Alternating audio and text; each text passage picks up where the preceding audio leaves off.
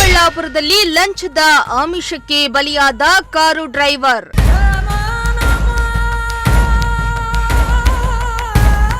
ಬಾಬು ಮನೆಗೆ ತೆರಳಿ ಬಿಜೆಪಿ ಮುಖಂಡ ಸಂದೀಪ್ ರೆಡ್ಡಿ ಸಾಂತ್ವನ.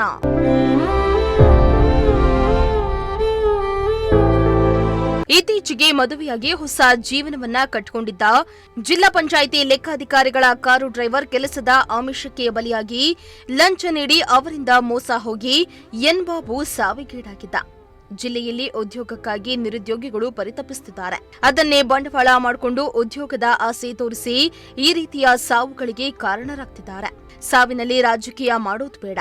ನೊಂದ ಕುಟುಂಬಕ್ಕೆ ನ್ಯಾಯ ಕೊಡಿಸೋಣ.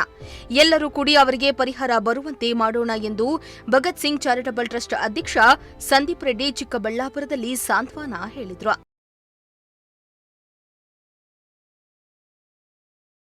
ಚಿಕ್ಕಬಳ್ಳಾಪುರದಲ್ಲಿ ನಿನ್ನೆ ಜಿಲ್ಲಾಧಿಕಾರಿಗಳ ಕಚೇರಿಯಲ್ಲಿ ಕಾರು ಚಾಲಕ ನೇಣಿಗೆ ಶರಣಾಗಿದ್ದು ಅವರ ಹೆಂಡತಿ ಮತ್ತು ತಾಯಿ ಹಾಗೂ ಕುಟುಂಬಸ್ಥರು ದುಃಖದಲ್ಲಿ ಮುಳುಗಿದ್ರು.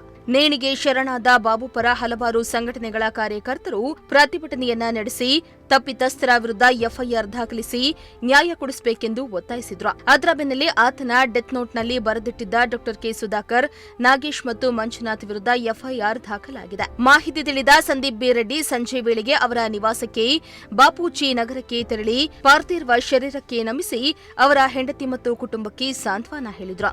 ತನ್ನ ಕೈಲಾದ ಸಹಾಯ ಮಾಡ್ತೇನೆ, ಅವರಿಲ್ಲದ ದುಃಖ ಭರಿಸುವ ಶಕ್ತಿ ದೇವರು ಕೊಡ್ಲಿ ಎಂದು ಸಾಂತ್ವನ ಹೇಳಿದ್ರು.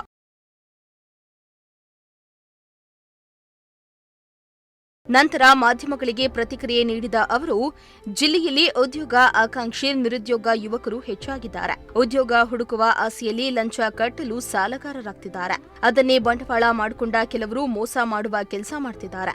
ಈಗ ಬಾಬು ಸತ್ತೋಗಿದ್ದು ಅವರ ಕುಟುಂಬ ಬೀದಿಗೆ ಬಿದ್ದಿದೆ. ನನ್ನ ಚಿಕ್ಕಬಳ್ಳಾಪುರ ಕ್ಷೇತ್ರದಲ್ಲಿ ಯಾರಿಗೆ ತೊಂದರೆಯಾದರೂ ನನ್ನ ಮನೆಯಲ್ಲಿಯೇ ಆಗಿದೆ ಎಂದು ಭಾವಿಸುತ್ತೇನೆ.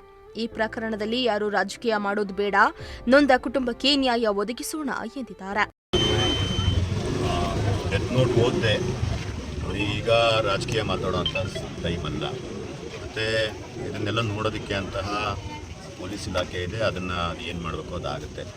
ನಾವಿಲ್ಲಿ ನಿಂತ್ಕೊಂಡು ಅವ್ರು ಸರಿ ಇವರು ತಪ್ಪು ಅಂತ ಮಾತಾಡೋದು ತಪ್ಪು. ಅದೆಲ್ಲ ನಾವಿವಾಗ ಮಾತಾಡೋಂಥ ಸಮಯನೂ ಅಲ್ಲ. ಆ ಯುವಕನ ಆತ್ಮಕ್ಕೆ ಶಾಂತಿ ಕೋರಬೇಕು ಅಂತ ಬಂದಿದ್ದೆ. ಆ ಯುವಕನ ಕುಟುಂಬಕ್ಕೆ ಸಾಂತ್ವನ ಹೇಳಬೇಕು ಅಂತ ಬಂದಿದ್ದೆ. ಅಷ್ಟು ಮಾತ್ರ ನನ್ನ ಉದ್ದೇಶ. ಬಿಟ್ಟರೆ ಇನ್ನೇನೋ ಬೇರೆ ದೊಡ್ಡ ದೊಡ್ಡ ಮಾತುಗಳನ್ನಾಡಿ ನಾನು ಯಾರು ನಿರ್ಧಾರ ಮಾಡೋಕ್ಕೆ ಜಡ್ಜ್ಮೆಂಟ್ ಕೊಡೋಕ್ಕೆ ನಾವು ಯಾರು ಅಲ್ಲ. ಅದಕ್ಕೆ ಅಂತ ದೇಶದ ಕಾನೂನು ತುಂಬ ಸ್ಟ್ರಾಂಗ್ ಇದೆ. ಅದು ಏನು ಮಾಡುತ್ತೋ ಅದು ಮಾಡುತ್ತೆ. ಅದನ್ನೆಲ್ಲ ಕಾಲ ನಿರ್ಣಯ ಮಾಡುತ್ತೆ. ಸರ್, ಸಂಸದರನ್ನ ಏವನ್ ಮಾಡಿದ್ದಾರೆ ಅಂತ ಆರೋಪ ಇದೆ ಸರ್, ಪ್ರಭಾವ ಬಳಸಿ ಅಂತ. ಏವನ್ ಏನು ಇದ್ರ ಬಗ್ಗೆ ನನಗೇನೂ ಗೊತ್ತಿಲ್ಲ. ನಿಜವಾಗ್ಲೂ ಟೆಕ್ನಿಕಲ್ ಆಗಿ ನಾನು ಏನೂ ಮಾತಾಡೋಕ್ಕೆ ಹೋಗಲ್ಲ.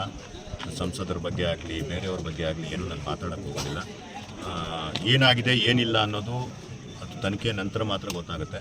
ಮತ್ತು ದೇವ್ರಿಗೆ ಒಬ್ಬನಿಗಂತೂ ಎಲ್ಲನೂ ಗೊತ್ತಿರುತ್ತೆ. ಅದ್ರ ಮೇಲೆ ತುಂಬ ಇದ್ರ ಬಗ್ಗೆ ಏನು ಮಾತಾಡೋದು ಬೇಡ. ಎಲ್ಲರಿಗೂ ಒಳ್ಳೆಯದಾಗಲಿ. ಏನು ಇದರಲ್ಲಿ ಏನೇನು ಒಂದು ಇದಿದೆ ಎಲ್ಲನೂ ಗೊತ್ತಾಗಲಿ, ಎಲ್ಲರಿಗೂ ಒಳ್ಳೆಯದಾಗಲಿ ಅನ್ನೋದಷ್ಟೇ ನನ್ನ ಒಂದು ಉದ್ದೇಶ. ಸರ್, ಈಗ ಈ ಇಂತಹ ಕಷ್ಟದ ಸಮಯದಲ್ಲಿ ಬಾಬು ಅವರ ಕುಟುಂಬ ಜೊತೆ ನಿಂತಿದ್ದೀರಿ. ಆ ಕುಟುಂಬ ಸದಸ್ಯರ ಒಂದು ನೋವನ್ನು ನೋಡಿದ್ರೆ ಏನಾಗುತ್ತೆ ಸರ್? ಏನು ಯಾವ ರೀತಿ ಪರಿಸ್ಥಿತಿ ನೋಡಿ, ಜೀವ ಅನ್ನೋದು ಏನು ತಮಾಷೆ. ನಮ್ಮ ಕುಟುಂಬ ಅಂತಂದರೆ ಒಂದು 4-5 ಜನಗಳ ಒಂದು ಸದಸ್ಯರ ಒಂದು ಕುಟುಂಬ. ಇಡೀ ಜೀವನ ಇಡೀ ಬದುಕನ್ನು ಬದುಕಬೇಕು ಅಂತ ಕನಸು ಕಟ್ಕೊಂಡಿರ್ತಾರೆ. ಅದು ಬಡವ, ಬಲ್ಲಿದ, ದಲಿತ, ಇನ್ನೊಬ್ಬ ಜಾತಿ ಎಲ್ಲರಿಗೂ ಒಂದೇ ರೀತಿಯ ಕನಸು, ಒಂದೇ ರೀತಿ ಜೀವನ. ಅದನ್ನು ಇದ್ದಕ್ಕಿದ್ದಂಗೆ ಏನೋ ನಿನ್ನೆ ರಾತ್ರಿ ಇದ್ದಂಥ ಮಗ, ನಿನ್ನೆ ರಾತ್ರಿ ಇದ್ದಂತಹ ಗಂಡ ಇವತ್ತು ಬೆಳಗ್ಗೆ ಇಲ್ಲ ಅಂತಂದರೆ ಅದನ್ನು ಜೀರ್ಣ ಮಾಡ್ಕೊಳಕ್ಕೆ ತುಂಬ ಕಷ್ಟ. ಮತ್ತು ಈ ರೀತಿಯ ದುರ್ಘಟನೆಗಳಿಂದ ಏನು ಒಂಥರ ಆಕಸ್ಮಿಕ, ಇದು ಒಂದು ಆಕ್ಸಿಡೆಂಟಲ್ ಆದಂಗೆ, ಒಂದು ಏನಂತಂದರೆ ಏನೋ ಅಪಘಾತ ಆದಂಗೆ, ರೋಡಲ್ಲಿ ಹೋಗ್ತಾ ಇದ್ದಂಗೆ ಇದ್ದಕ್ಕಿದ್ದಂಗೆ ಆಕ್ಸಿಡೆಂಟ್ ಆಗಿಬಿಟ್ಟಿದೆ, ನಮ್ಮವ್ರು ಯಾರೋ ತೀರೋಗ್ಬಿಟ್ಟಿದ್ದಾರೆ ಅಂತಂದರೆ ಹೆಂಗೆ ತಡ್ಕೊಳಕ್ಕಾಗಲ್ವ? ಅದೇ ರೀತಿಯ ಒಂದು ಆಘಾತ ಆಗುವಂತಹ ಒಂದು ವಿಷಯ.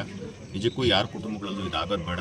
ಇವತ್ತೇನು ಬಾಬು ಅವರ ಕುಟುಂಬದಲ್ಲಿದ್ದಾರೆ ಆ ಸದಸ್ಯರು, ಅವ್ರ ತಾಯಿಯವ್ರನ್ನ ಮಾತಾಡಿದೆ, ಅವರ ಹೆಂಡತಿಯನ್ನು ಮಾತಾಡಿದೆ. ನಾವು ಹೇಳೋವಂಥ ಧೈರ್ಯದ ಮಾತುಗಳನ್ನ ಕೇಳೋವಂಥ ಮನಸ್ಥಿತಿಯಲ್ಲಿ ಪಾಪ ಅವ್ರು ಇವತ್ತು ಇರಲಿಲ್ಲ. ಮುಂದಿನ ದಿನಗಳಲ್ಲೂ ಸಹ ಅವ್ರಿಗೆ ಒಳ್ಳೆಯದಾಗಲಿ, ಆ ತಾಯಿಗೆ ಮತ್ತು ಅವರ ಹೆಂಡತಿಗೆ ಒಳ್ಳೆಯದಾಗಲಿ ಅಂತ ನಾನು. ಸರ್, ಈ ದಿನ ಏನು ಈ ದುರ್ಘಟನೆ ನಡೆದಿದೆ ಇದ್ರ ಬಗ್ಗೆ ತುಂಬ ನಮಗೆ ಬೇಸರ. ಯಾರೇ ಆಗಿರಲಿ, ಇಂಥ ಅನಾಹುತ ಬಂದಾಗ ಅದನ್ನು ಮೆಟ್ಟಿ ನಿಲ್ಲೋ ಶಕ್ತಿ ಅವ್ರಿಗೆ ಬರಬೇಕು.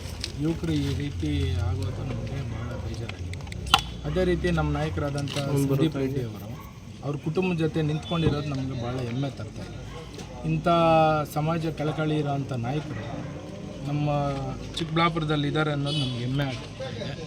ಆದ್ದರಿಂದ ಏನಿವತ್ತು ಈ ಸಾವನ್ನಪ್ಪಿದ್ದಾರೆ ಅವ್ರಿಗೆ ಮೊದಲನೇದಾಗಿ ಭಗವಂತ ಅವ್ರ ಕುಟುಂಬಕ್ಕೆ ಹೆಚ್ಚಿನ ರೀತಿ ಶಕ್ತಿ ತುಂಬಿ ಶಾಂತಿಯುತವಾಗಿರಲಿ ಅಂತ ನಾನು ಬಯಸ್ತಾ ಇದ್ದೀನಿ. ಸರ್, ಈಗ ಬಾಬು ಅನ್ನೋರು ಕುಟುಂಬಕ್ಕೆ ಒಂದು ಅದೇ ಸರ್, ಈಗ ಇದಕ್ಕೂ ಮುಂಚೆ ನಮ್ಮ ನಾಯಕರು ಹೇಳಿದ್ದಾರೆ, ಯಾರೇ ಆಗಿರಲಿ ಇಂಥದಕ್ಕೆ ಅವಕಾಶ ಆಗಬಾರ್ದು. ಯುವಕರು ನಮ್ಮ ಚಿಕ್ಕಬಳ್ಳಾಪುರದಲ್ಲಿ ಹೆಚ್ಚಿನ ಜನ ಯುವಕರಿದ್ದಾರೆ.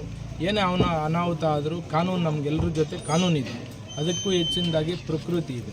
ಇವೆರಡನ್ನೂ ಮೆಟ್ಟಿ ನಿಲ್ಲುವಂಥ ಶಕ್ತಿ ಅವರಲ್ಲಿ ಬರಬೇಕು ಅಂತ ನಾನು ಬಯಸ್ತೀನಿ. ಈ ರೀತಿ ಮೋಸ ಮಾಡೋವ್ರಿಗೆ ಮೋಸ ಮಾಡಿರೋರು ಯಾರು ಅಂತ ನಮ್ಮ ಗಮನಕ್ಕಿಲ್ಲ. ಯಾರೇ ಮೋಸ ಮಾಡಿದ್ರೂ ಪ್ರಕೃತಿ ಕಾನೂನು ಎರಡು ಅವ್ರಿಗೆ ಪಾಠ ಕಲಿಸ್ತದೆ ಅಂತ ನಾವು ಬಯಸ್ತೀವಿ. ಮೋಹನ್ ಕುಮಾರ್, ಪ್ರಜಾಶಕ್ತಿ ಟಿವಿ, ಚಿಕ್ಕಬಳ್ಳಾಪುರ.